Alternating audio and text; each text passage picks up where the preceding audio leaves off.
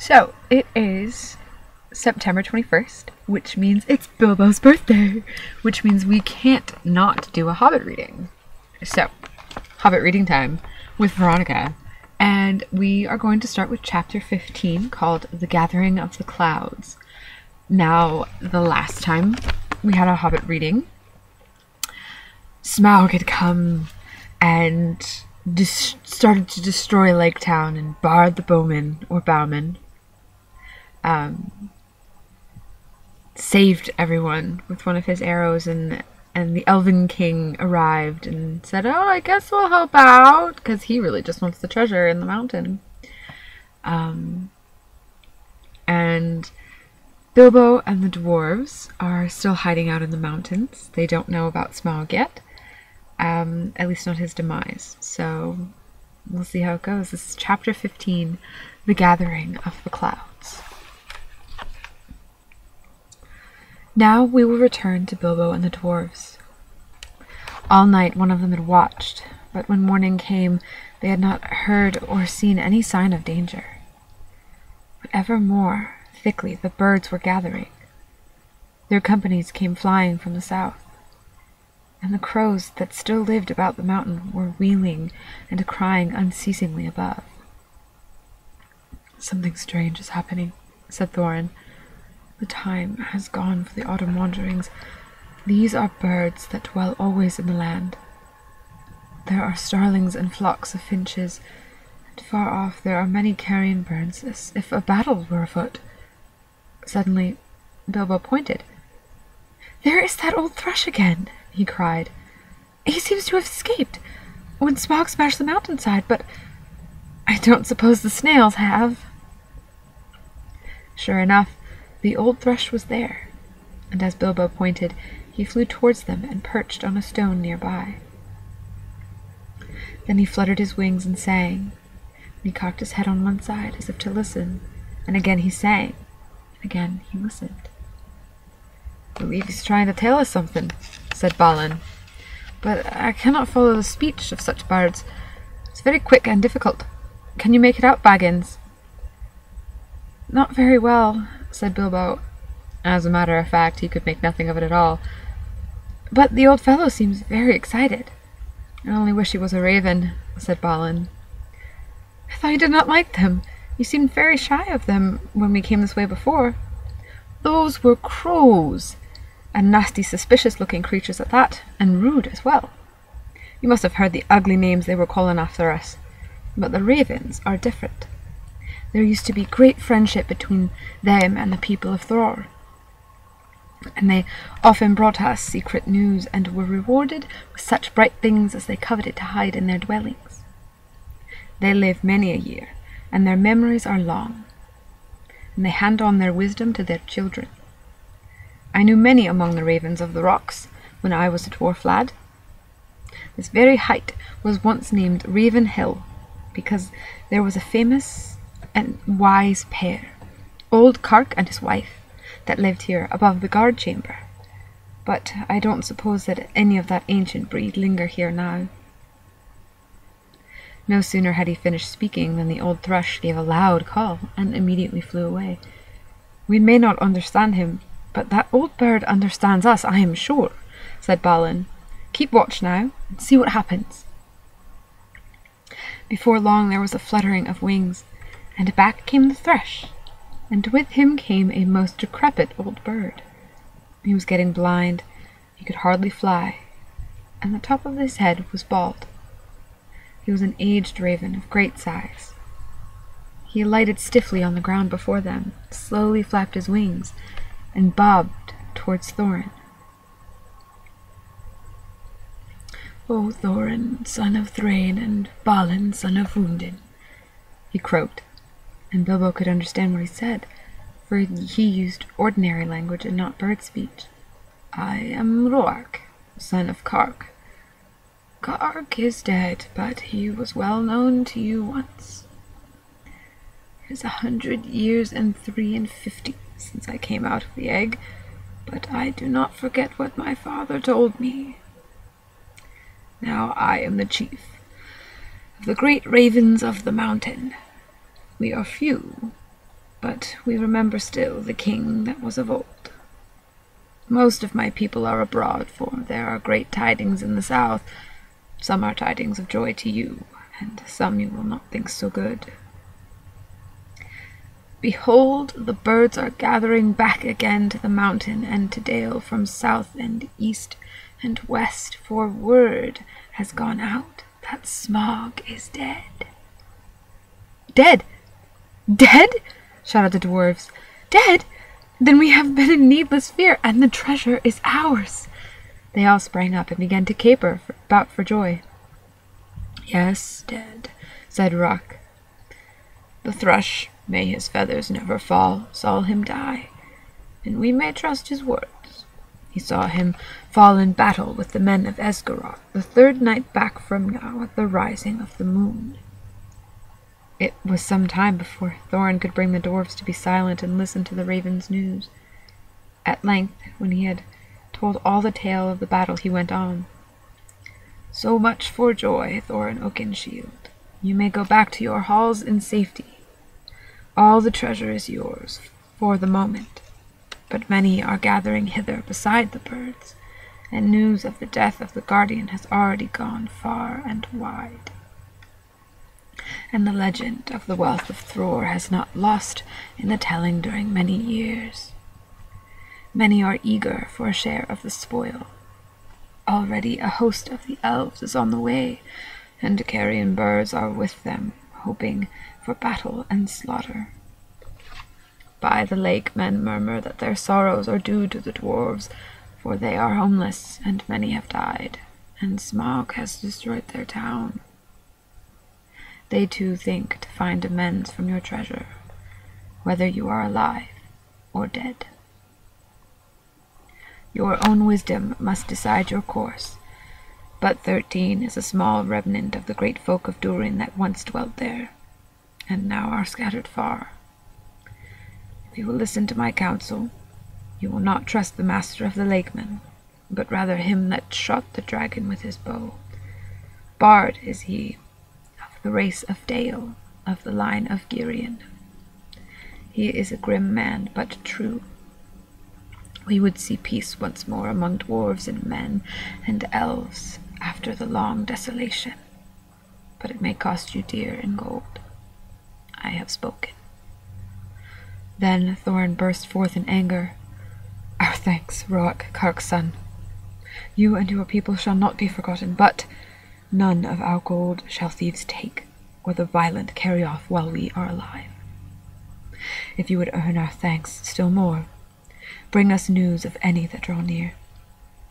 Also I would beg of you, if any of you are still young and strong of wing, that you would send messengers to our kin in the mountains of the north, both west from here and east, and tell them of our plight.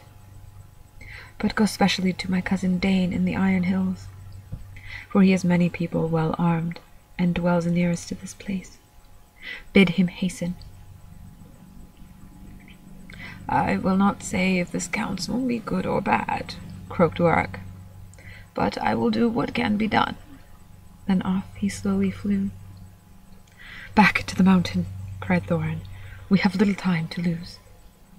And little food to use, cried Bilbo, always practical on such points. In any case, he felt that the adventure was, properly speaking, over with the death of the dragon, in which he was much mistaken, and he would have given most of his share of the profits for the peaceful winding up of these affairs. Back to the mountain, cried the dwarves, as if they had not heard him. So back he had to go with them. As you have heard some of the events already, you will see that the dwarves still had some days before them. They explored the caverns once more and found, as they expected, that only the front gate remained open.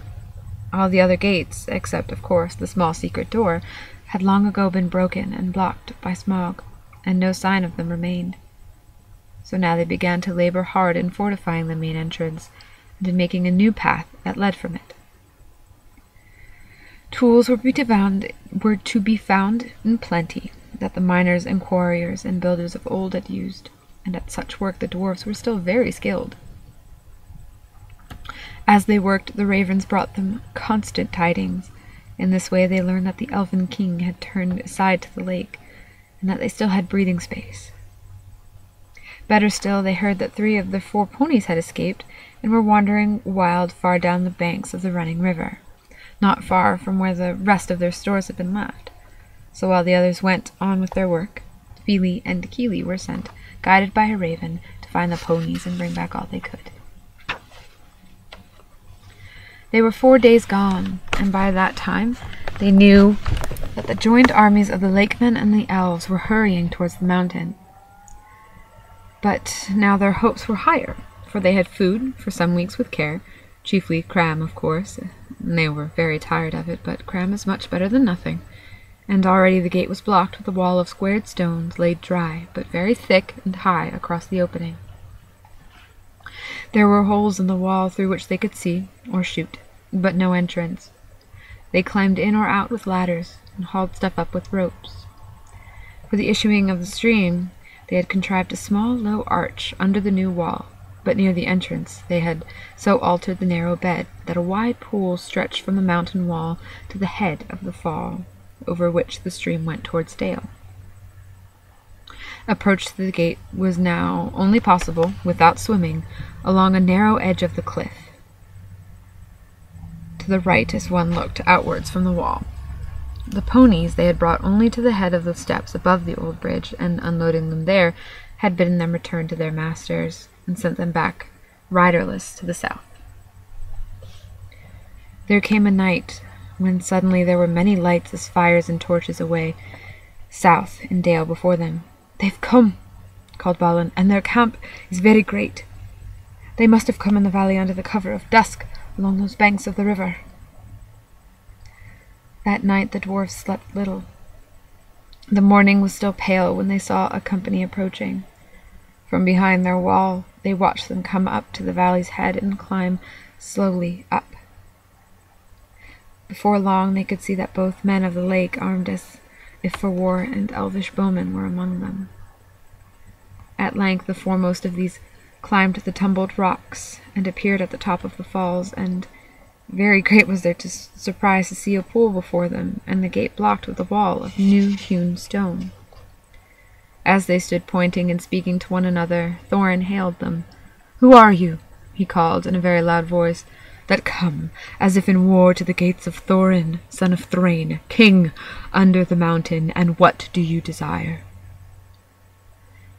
But they answered nothing. Some turned swiftly back, and others, after gazing for a while at the gate and its defenses, soon followed them. That day the camp was moved to the east of the river, right between the arms of the mountain. The rocks echoed then with voices and with song, as they had not done for many a day. There was a sound, too, of elven harps and of sweet music as it echoed up towards them. It seemed that the chill of the air was warmed, and they caught faintly the fragrance of woodland flowers blossoming in spring. Then Bilbo longed to escape from the dark fortress and to go down and join in the myrrh and feasting by the fires. Some of the younger dwarves were moved in their hearts, too, and they muttered that they wished things had fallen out otherwise, and that they might welcome such folk as friends. But Thorin scowled. Then the dwarves themselves brought forth harps and instruments regained from the hoard and made music to soften his mood. But their song was not an elvish song, and was much like the song they had sung long before in Bilbo's little hobbit hole. Under the mountain, dark and tall, the king has come unto his hall. His foe is dead, the worm of dread, and ever so his foes shall fall. The sword is sharp, the spear is long, the arrow swift, the gate is strong. The heart is bold that looks on gold. The dwarves no more shall suffer wrong.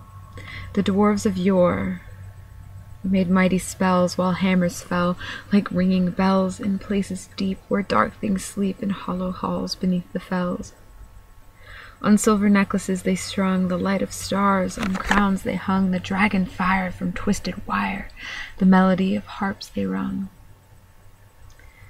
The mountain throne once more is freed. O wandering folk, the summons heed. Come haste, across the waste the king of friend and kin has need. Now call we over mountains cold, come back unto the caverns old. Here at the gates the king awaits, his hands are rich with gem and gold.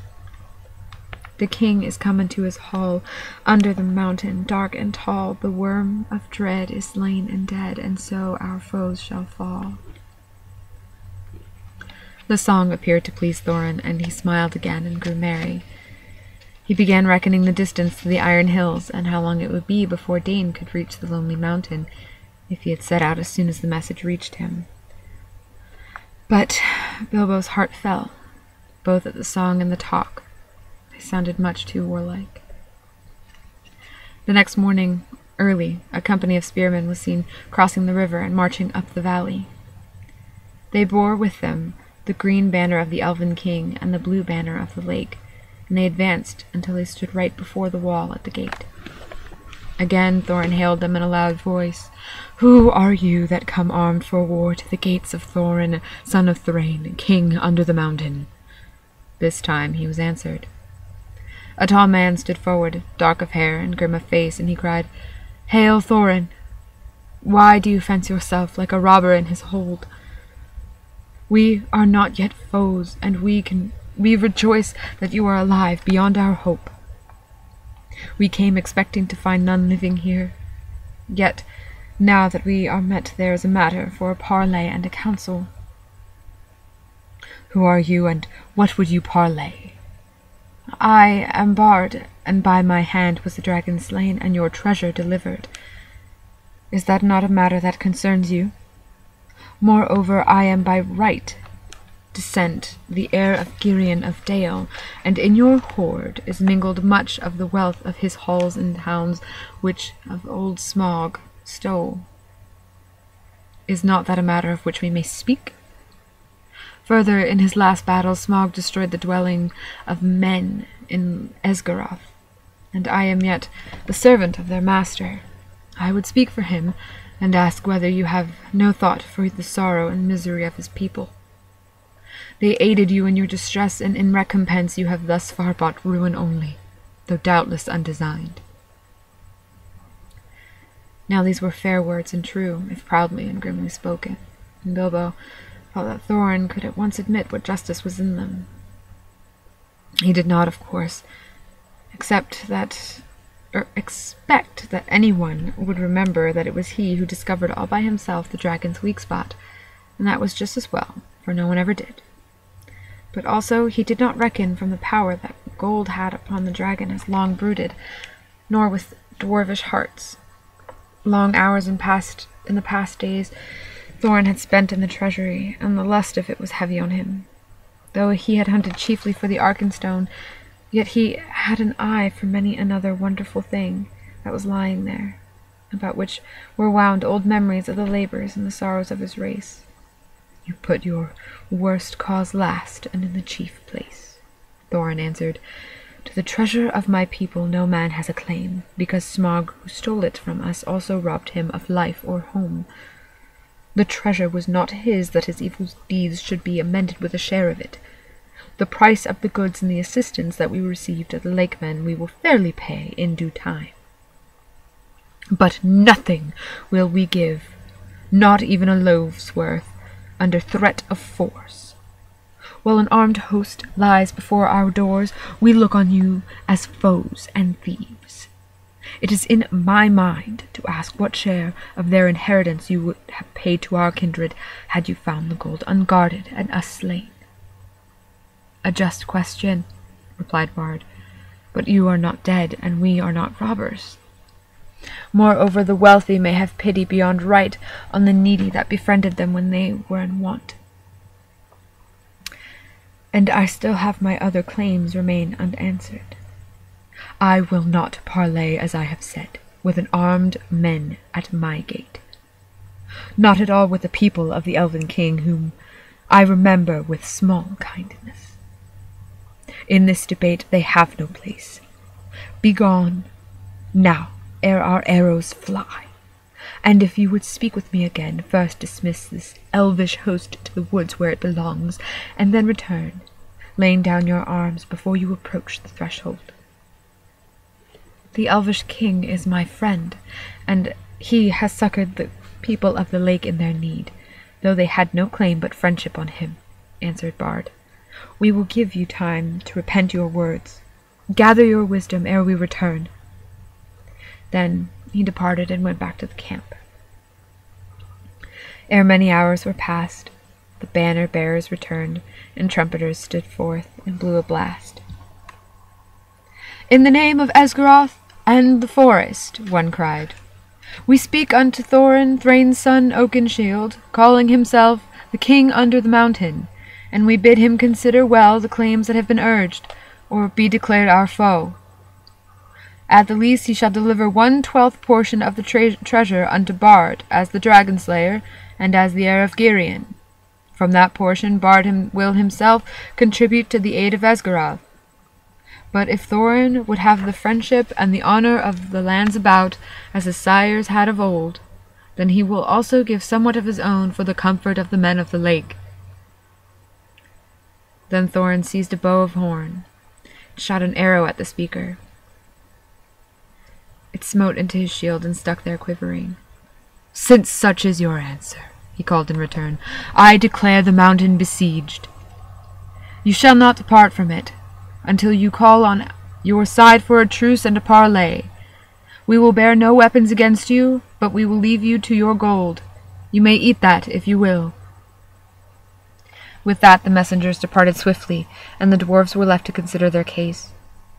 So grim had Thorin become that even if they had wished, the others would not have dared to find fault with him. But indeed most of them seemed to share his mind, except perhaps old Fat Bomber and Feely and Keely. Bilbo, of course, disapproved of the whole turn of affairs. He had by now had more than enough of the mountain, and being besieged inside it was not at all to his taste. "The whole place still stinks of dragon," he grumbled to himself, "and it makes me sick, and a cram is beginning simply to stick in my throat." So, that was chapter 15. Our next chapter is A Thief in the Night, and we'll see how it goes from there. We're getting very close to done. So until next time, happy Bilbo's birthday!